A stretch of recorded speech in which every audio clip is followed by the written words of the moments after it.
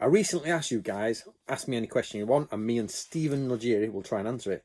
So me and Stephen are about to give you the answers, hopefully, to as many questions as we could answer. So let's go. Okay, so regarding the question about Shugindo and Yamabushi, so you're asking the wrong question ultimately. The question is, what is the relationship between the Yamabushi and the Shinobi? And that's a fine question, but you'd be better off asking, what is the relationship between the Yamabushi and the Bushi and the samurai? So for that, you would need to acknowledge and understand the location of the Yamabushi and the significance to the samurai of the Yoshino area, especially to the southern court. So if you look at the southern court and you understand the proximity and the interrelationships with the Yamabushi, it becomes very apparent that a lot of samurai have this relationship with Shugindo. And so, therefore, samurai with a relationship with Shugindo, from that group comes some individuals who are samurai trained in shinobi arts. They're shinobi no mono, they're samurai spies, and then they would have their relationship with Shugindo. But that relationship with Shugindo comes from not specifically being spies or being shinobi, but specifically from their relationship of having been samurai engaged with Shugindo or engaged in the Yoshino area. So that's Stephen Nojiri, and he's the author of Samurai Traditions of the Tadagenji by Stephen Nojiri. So I'm going to carry on with this in a minute, but this is what I'm doing. Samurai Death Cult by me, Anthony Cummins. Support our work and get copies of those. Right. Basically, people want to know, did ninjutsu come out of the Yamabushi? The answer is no, it did not. It's actually the reverse. We find all ninja scrolls, nearly all of them, are Edo period. And in the Edo period, there's lots of restrictions on what you can and cannot do, where you can and cannot go. Yamabushi have less restrictions because of their pilgrimage routes. So they are given special permission to go and do certain things in Japan. Therefore, they're ideal as a cover for spies. So you can either be, like Stephen says, a samurai who is trained in Shugendo and dress as a Yamabushi and get through checkpoints, or you can use an actual Yamabushi and say, can you take this message to this person and use them as shinobi? That's not the shinobi you're thinking of. It's just infiltrator, spy, that's all. So it's the opposite way around. The ninja were not influenced by Shugendo in that way. They used later on ninja established themselves first and use Yamabushi because they can get around the country easier. And so once you have that established, you then understand that Yamabushi enjoys certain privileges within samurai-led government. And so they make a really good disguise. And this is why, there's shinobi documents that say, pretend to be a Yamabushi, because of that. That's too big a topic to go into in this response video. But Yamabushi are a network around the country. They enjoy certain privileges. It is a great disguise. And what's interesting is that the shinobi might be pretending to be a Yamabushi flat out, but at the same time, the shinobi might actually practice Shugendo, at least to some extent. So it may not actually be a full-blown disguise. It may only be like a partial disguise, because there may be some truth to it. And now, using that answer to sort of dovetail briefly into one of the other questions, somebody asked for more information about these sort of spells and esoteric Buddhism and things like that. Again, that's a little too long for this response video, but utilizing that last topic, sort of briefly touching on that question, we have, if you look at places like Yoshino, Southern Court, if you look at things outside of, with no offense to Zen, but if you look at things prior to the 1600s, outside of Zen, you look more into Shingon, Shugendo, Southern Court, types of Buddhism that, like Mononobe-ryu Shinto, things that don't even really exist anymore. But if you look at those, you will see all kinds of rituals, magical rituals, ceremonies, etc., that are not practiced in Japan anymore. They're just not. But they were. And a lot of them are very esoteric, and a lot of them would surprise people because they'd say, oh, wow, that doesn't look Japanese. That looks like it's from India. That looks like it's come straight from India. Like there's a ritual that involves these two intertwined Ganesh that you pour libations over, et cetera, et cetera. That was an obstacle removing ritual that was done by the Southern court. And in some sort of samurai traditions related to that, it sort of survives, at least in name or in memory. But in sort of modern day Japanese Buddhism, you would not think that you'd see any kind of like pouring liquids over statues of elephant headed gods, et cetera, et cetera. You know what I mean? So the point being is if so before you go off and say, oh, I want to know more about like esoteric shinobi Buddhist rituals, you should look at the esoteric Buddhist rituals that just existed just in general, specifically for like Southern Court or around Yoshino, et cetera, et cetera. And then understand that though a lot of those rituals, which have sort of disappeared from the Japanese landscape, but they are the backbone and the foundation and the root of a lot of the shinobi magic. So me and Stephen are actually going to do a video. Probably one of the next videos is going to be real ninja spells. So we are going to do spells.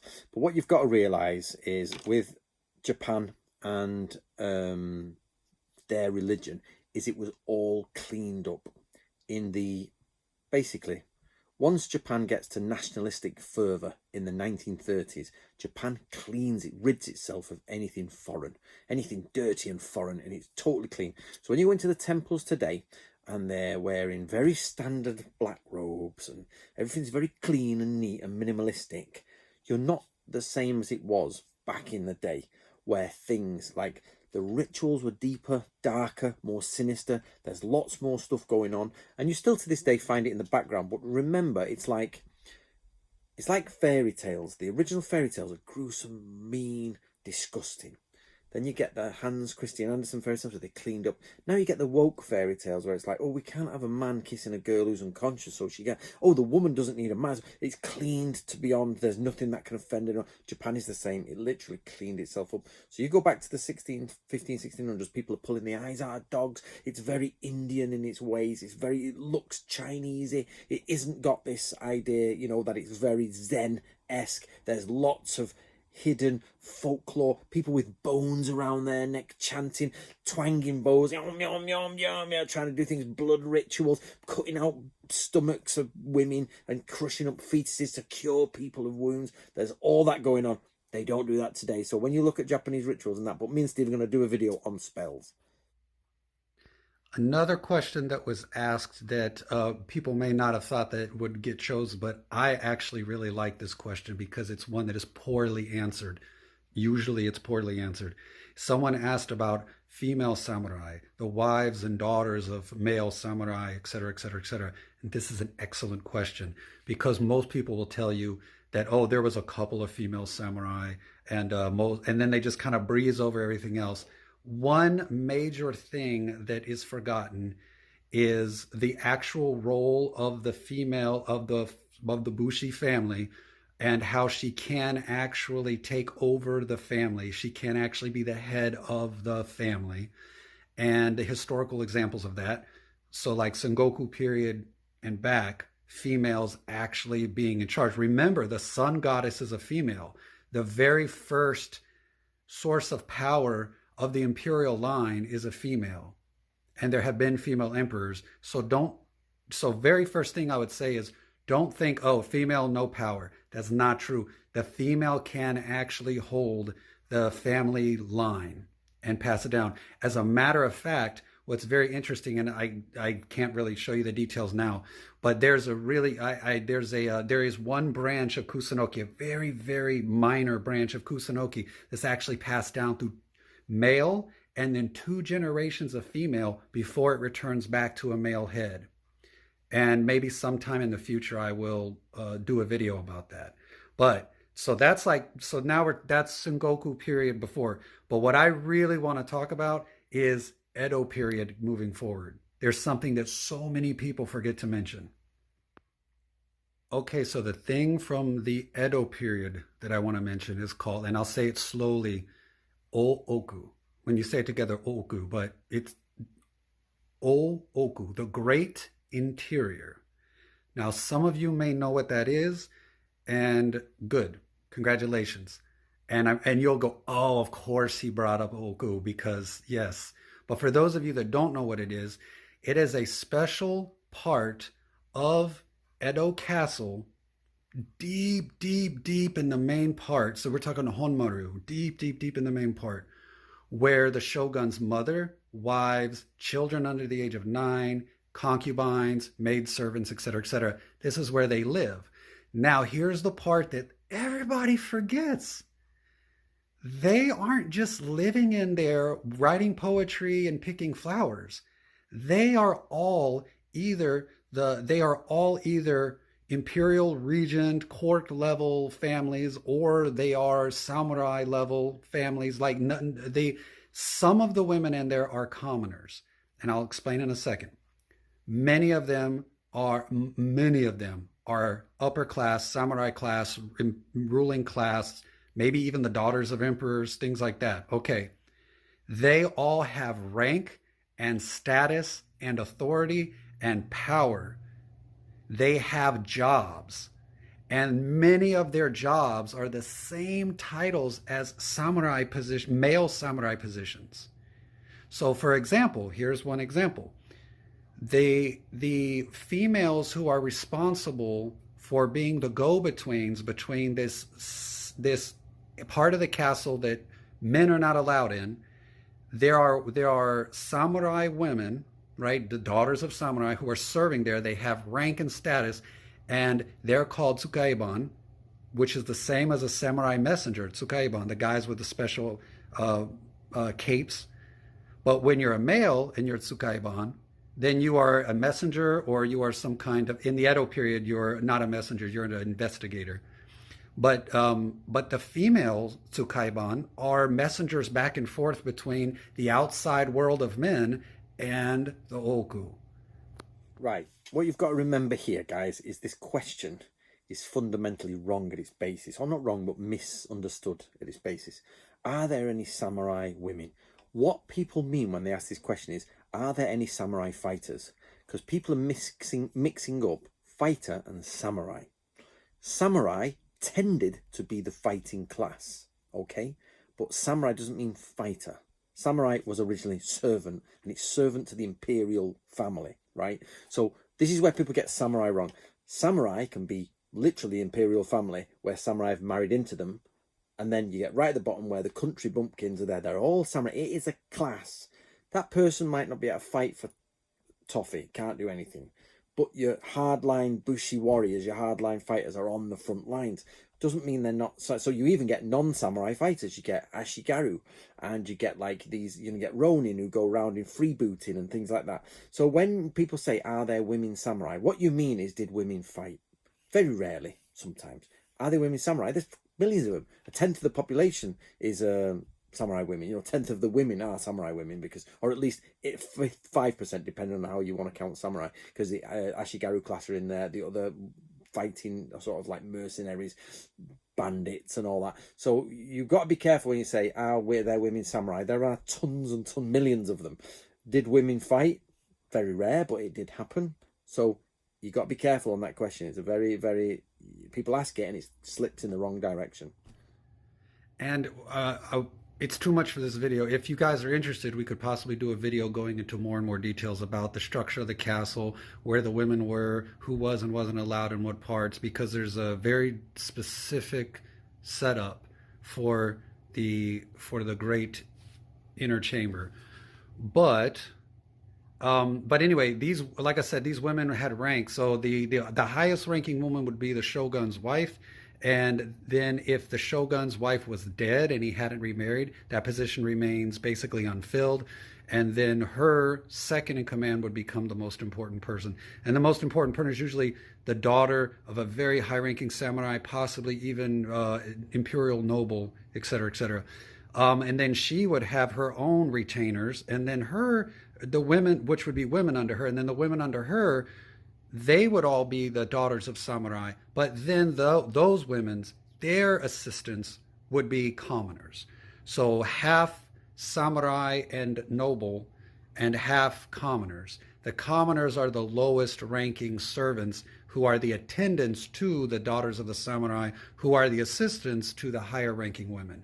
But they all have rank, they all have structure. And the highest ranks are actually equivalent to roju, which, if you know samurai ranking, that's a big deal. These couple of women were Roju level, that their rank was Roju level. So that's a big deal. And then, like I said, the women under them all had ranks, and many, and again, like for example, the samurai daughters who accompanied the first and second in command and like basically assisted them, carried their stuff for them, etc. They're called sword bearers, right? What? Yes, same word for the male sword bearers, but they're women because that's their rank. It's a samurai rank. It's just a female samurai rank. And also, yeah. So then, like to sort of wrap this up without going on and on. Again, no men. The only men, the shoguns allowed in there. Sons under the age of 9 are allowed, or boys under the age of 9 are allowed in there. There's actually, it's like 3 specific parts. We're talking about the innermost part. Once boys reach a certain age, they have to go to one of the outer layers. God forbid, Stephen, you go on and on about it. I said 1 minute for each subject. I think we're about 10 on this one right now. I'm with you. Let's go back. So basically, the access to this inner sanctum was pretty much just for women. But of course, there's 2 really important exceptions. So the first exception is the doctors and carpenters, construction workers, basically people who had to get in there to do work, important work, keep the women healthy, like doctors, and then fix anything that broke, right? Construction carpenters, but they would be under strict watch. They're not just allowed in there. They're under strict watch. Another group that's important to know about, and there's an interesting historical bit as well, is the Hiroshiki. The Hiroshiki are the male guards who are right on the outside of the inner palace, inner sanctum. They're right on the outside of the oku, right? So their job is to guard and protect it. They also are procure things for them. So they're messengers. So certain women have the role of contacting them with messages and for supply request. And then the Hiroshiki guard and relay those messages and procure those supplies. But what's also interesting though, Hiroshiki. Now, let's end on a very interesting note. When Tokugawa Yoshimune became the shogun in the early 1700s, he gathered a group of about 20 of his retainers and he made them Hiroshiki Igamono. Now, that's a whole other video, but Igamono in this case does not mean they're from Iga. It was just Igamono had become the name of a position, and now these guys were Hiroshiki Igamono. Basically, they were Igamono, they were guards. They were guards of the Oku. But it is from the Hiroshiki Igamono that were placed in the early 1700s to guard the Oku. It is from then that the Niwa Banshu was formed. Sorry, guys, he's still going on about it. Right, okay, Jesus Christ, Stephen. Okay, Oniwaban, Niwaban.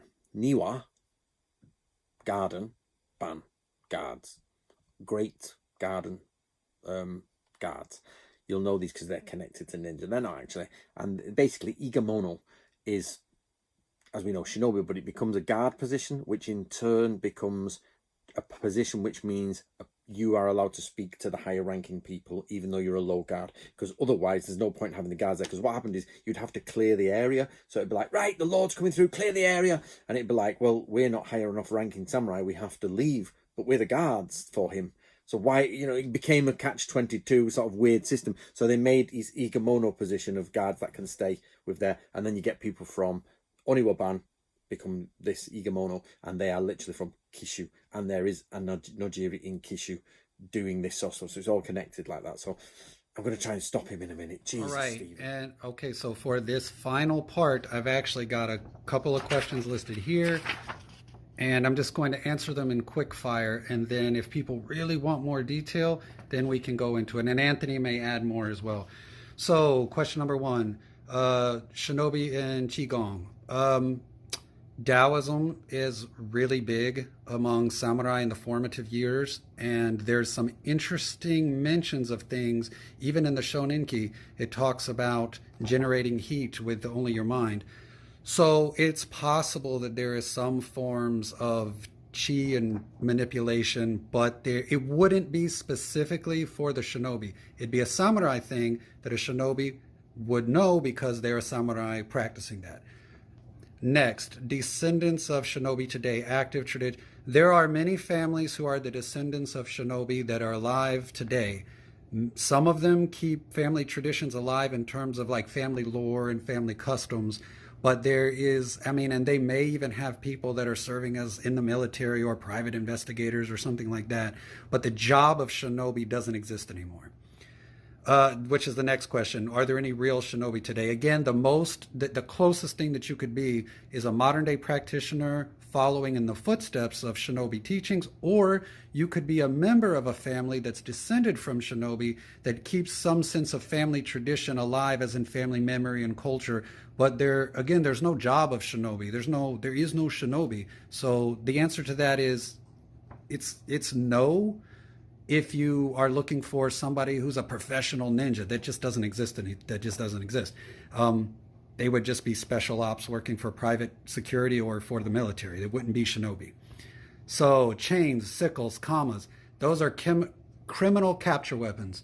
A lot of people who are trained in shinobi ended up becoming criminal capturers.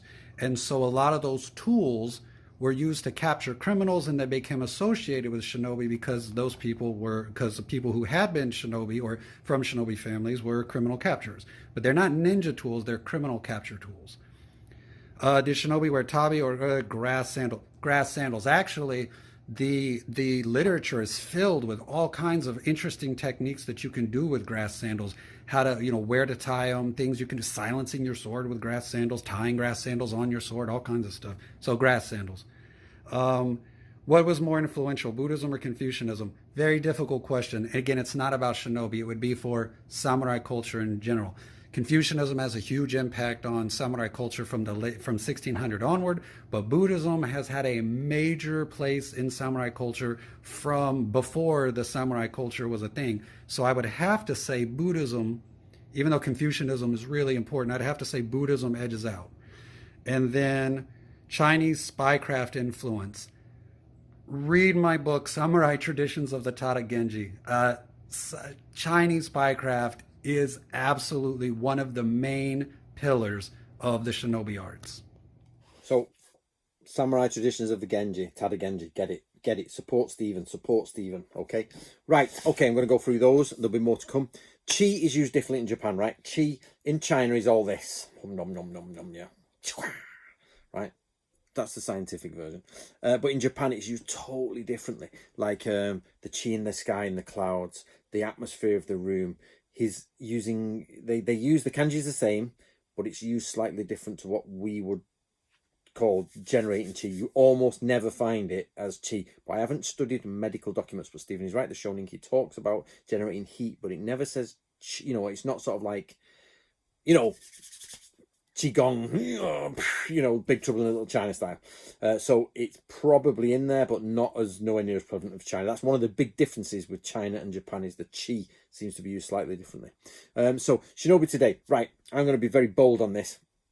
No, there are not. When people ask that question, what they mean is there anyone who's got an unbroken lineage of shinobi today that still practices shinobi no jutsu, whether they're professional or not? Can I go to Japan and see someone? No, you can't. No.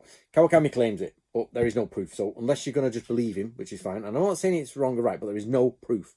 Christy Jacobson, no proof. Masaki Hatsumi, no proof. And this is not, and I've said this to all of them. And like, you have to, it's about belief. Do I believe it? No, I'm historical research. I need some proof. So no. Now Stephen himself comes from the Nojiri family line. They are from the Nojiri family line, and they were one of the shinobi runners. But he himself will say, yeah, we don't have you have like family bits of this and family bits of that. And it's like, my granddad used to be in the Navy and he taught me things about the Navy. But I'm not like, he didn't sit me down and suddenly I'm a qualified able seaman on a battleship or a submarine because he was a submariner in World War II. It's not that. I couldn't tell you walk around a submarine, but he is a submariner from World War II, doing World War II submarine things, and I am his descendant, and he has taught me things about it, how they did and things like that. But I'm not a submariner. Do you know what I mean? I couldn't get in the German, I couldn't get in the World War II submarine, off I go. So we got to be careful on that one. So I'm going to be brave on that one, Stephen. No, there is not. There are many claimants, but until they get proof, it's just a claim, and then that's up to you to believe it if you want. Chains and sickles. Okay, right, chains and sickles. Criminal capture, use all this sort of stuff, like Stephen says. But I'm going to say the association between chains and sickles is even more now. I have had a debate with someone on here, and I'm not saying they're wrong or right. I'm just saying I think a lot of it came from Yumi Now, and I've still got the note there to look up Yumi Now. But the problem is Yumi Now stuff is 20th century, so I'd have to get a translator, go through all the 20th century books, track back when the first chain and sickle is being used in a shinobi context, and where that is. And I'll be honest with you, it isn't. You find sickles, and the sickles are there, and it is to cut open bamboo fences. That's it. Here's a sickle, cut bamboo fences or cut through the wood, that's it. There is no, and people say, oh, they attached a rope and a string and they were doing this in a farm. And it's nonsense. It's nonsense. It did nothing like that came on. Right, sandals. Tabi, right, are less used than you thought. They're more court looking round, going pretty with your little white tabby on and things like that. Mostly people wore grass sandals and put oil, like oil of toad, oil of rat, or whatever, in between their toes. Did a spell over their kanji, did it, and they said, yeah, please bless me a good journey. So there is a ninja spell where you bless me a good journey. I think it's Mubyoshi Ryu, Mukyoshi Ryu, whichever one you want to do. And it's bless my sandals, off we go. Because they have got to walk miles in just grass sandals. Which is most important, Confucianism or Buddhism by far. Confucianism Confucianism in Japan. They're always in Japan, but it's which is popular. So when they say, Buddhism has been popular since about the 5th, 6th century, roughly, when it started coming over, it started getting more and more popular. Confucianism has been there, but it wasn't really popular until the Edo period, when they wanted the samurai to follow their masters. So the Sengoku period is, how can I overthrow my master? The Edo period is, how can I serve my master? So Confucian comes. But the shinobi were really, really in the decline then. So for shinobi, absolutely Buddhism was by far most important. Okay, so again, the way that me and Anthony are doing these videos, I don't know what he has or hasn't said, what he's added, what he's told, contradicted. I have no idea. But in my closing statement, I just want to say that a lot of the questions they were like, do shinobi do this, do shinobi do that, which is completely fine. But I would highly advise that you understand that the real question is, did the samurai do this, or did some samurai do this? And if they did, which ones? Or if they didn't, why not? Because again, when you're any question you're asking about shinobi is first and foremost needs to filter through the samurai question. So if you're like, did shinobi do this? Well, first you need to ask, is there any evidence to suggest that any samurai did that? Then you would be, okay, now that we know some samurai did that, are there any shinobi that are from this group that did that? So again, always remember that when talking about shinobi, you're thinking, okay, shinobi is a samurai, so did a samurai do that? So that'd be my sort of final advice is, if you really want to know more and dig deeper into shinobi, since a lot of you guys ask questions about shinobi, then I would say you really need to step back into samurai and ask those questions in relation to samurai, then move the question into shinobi. Now, there were some questions in the comment sections of that one video that were a little bit, but I suppose that we opened ourselves up for that when we say ask any questions, and we'll try to address it. Then, of course, eventually get people that are like, why do you think that you can do any of this? Or why are you such an idiot? Or why are you dumb? Or why is your information bad? Or whatever. And my answer to all of them is very, very simple. I'm dumb as rocks. And when you're this dumb, that level of stupidity outlasts everything. So I just keep on trucking because I'm too stupid to know when to stop. Now, I'm going to let Anthony address anything that has to do with being sensei or whatever, et cetera, et cetera. That question that was basically saying, like, why do you call yourself sensei? That's Anthony. That's not me. I don't want any of you guys even speaking my name, let alone give me any title. So, and I don't make any money off of this. My channel is not monetized. I make very little money off the book. Basically, the money that you spend on the book goes toward further research. Basically, This is my hobby. I do this because I'm passionate about it, and I like sharing the information with people who are genuinely interested in the information. Having said all that, I do want to end on so my piece, that's really for him to say, but here's my piece. Gungaku and martial arts, hand-to-hand combat and weapon combat, they don't really crisscross. You can be trained in both, but there are so many aspects of Gungaku that are not martial arts, like hand-to-hand fighting and weapons. You do not need a rank in martial arts to be very skilled at Gungaku, and you don't need any Gungaku information to be skilled at martial arts. You can be an excellent castle builder. You can know a lot about building castles and know nothing about swordsmanship, be terrible swordsman. You can be an amazing swordsman and know jack shit about building a castle. All right, so these two things don't go hand in hand. I mean, you can be trained in both, but they don't comport. They're not required for the other one. And then now I also, but I want to end on this because I know somebody out there is going to say, but isn't martial arts intricately tied to the samurai culture? Because didn't lots of domain lords send the sons of samurais to special schools where they received martial arts training? Yes, they did receive some martial arts training in those schools, but they also received training in a lot of other things. So if you're going to say that martial arts rank is required for samurai, then you have to look at everything that was trained in those schools, and you would have to be ranked and well trained in all of those subjects and topics and skills. Then you would be able to make the question or make the claim. So if you make that claim, if that's your argument, then you still fail, because just because you have a rank in martial arts, you're missing rank in the dozen or so other topics that you have to be trained in. If that is the standard those domain schools is the standard that you're using to consider yourself being able to walk in the footsteps of samurai. Okay, let's be clear. Stephen Nojiri and me, Anthony Cummins, has never, ever, ever asked anyone to call them sensei. Never once. Whenever I do a seminar, I say, please call me Anthony. You know, that's fine. My name's Anthony. You don't have to bow to me or anything like that. I am going to present to you my research. That is it. I'm a historical researcher. I'm an author. This is my presentation. I've been studying things like that. So when people say, what makes you a sensei?